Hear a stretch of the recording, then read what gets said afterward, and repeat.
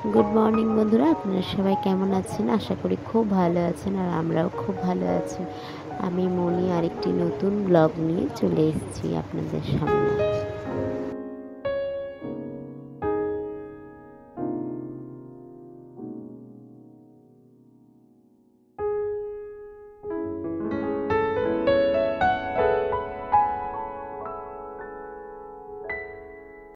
তো আমি এগুলো শাক কেটে নিয়েছি, ঢেঁকি শাক। এগুলো হলো ঢেঁকি শাক।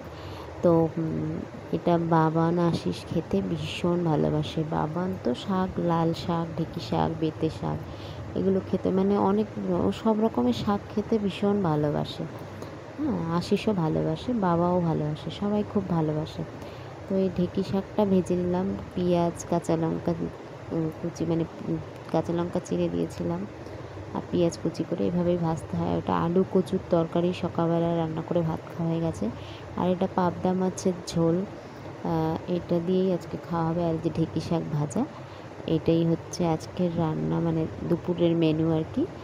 আর এদিকে তারপরে রান্না বান্না হয়ে গেছে, বাসনগুলো মেজে নিয়ে এসেছিলাম, এসে তারপরে গ্যাসটা মুছে নিচ্ছি, আর গ্যাসের জায়গাটা ভালো করে মুছে নেব এখন।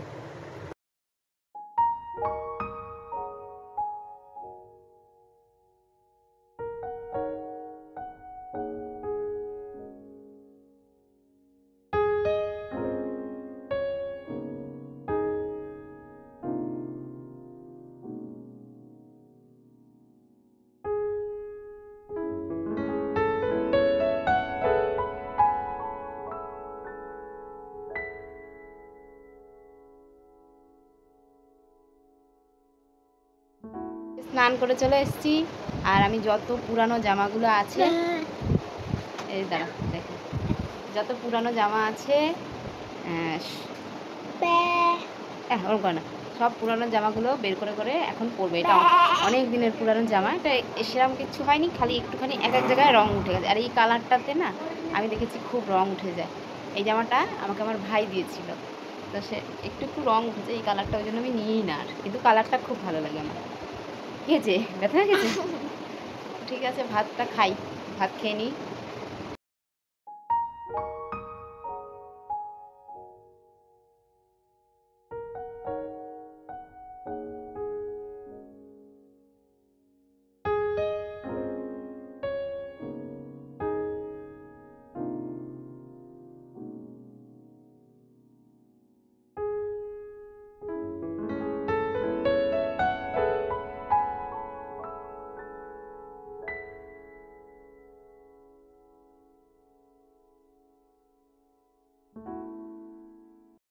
তো এখন বাজে সন্ধে 6টা। বাবান একটুখানি খেলতে গিয়েছিল পাশের বাড়িতে, তো ওখান থেকে খেলে এসে বই নিয়ে বসেছে, সারা বারান্দা বিছিয়ে নিয়ে বসেছে।